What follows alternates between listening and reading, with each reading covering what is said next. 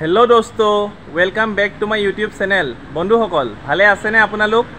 আজি মই আপোনালোকক দেখাম তেজপুৰৰ ঐতিহাসিক আৰু অসমৰ প্ৰাচীন কালৰ ভাস্কৰ্য কলাৰ অন্যতম নিদৰ্শন বামুণী পাহাৰটো। তো আহক বন্ধুসকল, আমি এই ঐতিহাসিক বামুণী পাহাৰলৈ যাত্ৰা আৰম্ভ কৰোঁ। বন্ধুসকল, এতিয়া মই শোণিতপুৰ আৰক্ষী চাউনি পালোহি আৰু 15-20 মিনিটমান গ'লে পাই যাম ঐতিহাসিক বামুণী পাহাৰটো।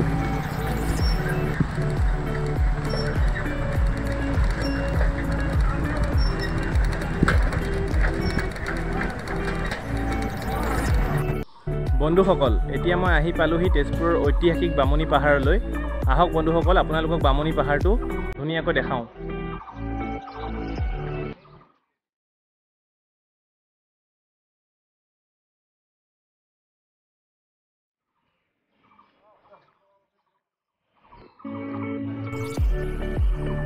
বন্ধুসকল, এইটোৱে হ'ল তেজপুৰৰ ঐতিহাসিক বামুণী পাহাৰ আৰু এইখন হ'ল বামুণী পাহাৰলৈ সোমাই যোৱাৰ মুখ্য গেট। আহক বন্ধুসকল, আমি এই মুখ্য গেটেদি বামুণী পাহাৰৰ ভিতৰত প্ৰৱেশ কৰোঁ আৰু ভিতৰটো আপোনালোকক ভালদৰে এবাৰ দেখাওঁ।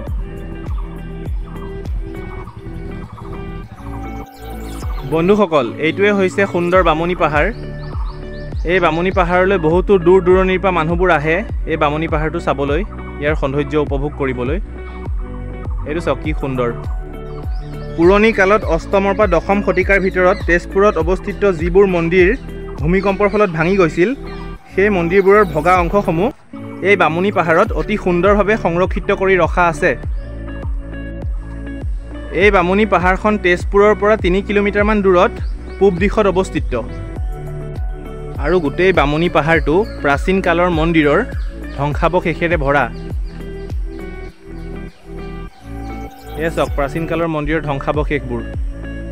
পুৰাতত্ত্ববিদসকলৰ মতে ইয়াত থকা মন্দিৰৰ ভগ্নাৱশেষ আৰু আন আন ভাস্কৰ্যসমূহ অষ্টম, নৱম আৰু দশম শতিকাৰ।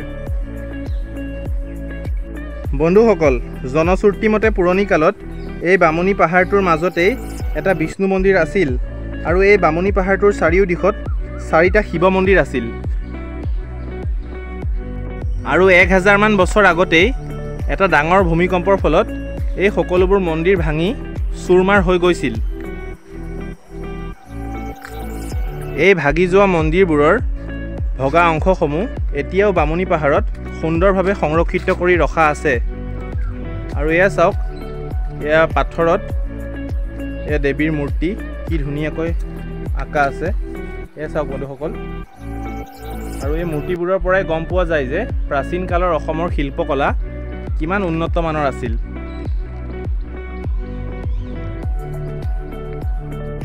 আৰু বামুণী পাহাৰৰ মন্দিৰবোৰ শিৱ, বিষ্ণু আৰু অন্যান্য দেৱ দেৱতাৰ আছিল বুলি অনুমান কৰা হয়। ভগৱান বিষ্ণুৰ বহুতো অৱতাৰৰ যিবিলাক শিলালিপি শিলত আবদ্ধ হৈ আছিল, সেই শিলালিপিবোৰ ভূমিকম্পৰ ফলত ভাগি ছিগি চুৰমাৰ হৈ যোৱাৰ পাছত সেই শিলালিপিবোৰৰ কিছু অংশ এই বামুণী পাহাৰত সংৰক্ষিত কৰি ৰখা হ'ল আৰু আন কিছু অংশ চিত্ৰলেখা উদ্যান মানে কল পাৰ্কত নি সংৰক্ষিত কৰি ৰখা হ'ল। এই বামুণী পাহাৰত মন্দিৰৰ যিবোৰ ভঙা অংশ আছে, এই মন্দিৰৰ ভঙা অংশবোৰ পুৰণি কালৰ ৰজা বনবাল বৰ্মনে নিৰ্মাণ কৰা বুলি কিছু বুৰঞ্জীবিদে বিশ্বাস কৰে। আহক বন্ধুসকল, আমি এই বামুণী পাহাৰৰ চাৰিওপাশটো আকৌ এবাৰ ভালদৰে চাওঁ।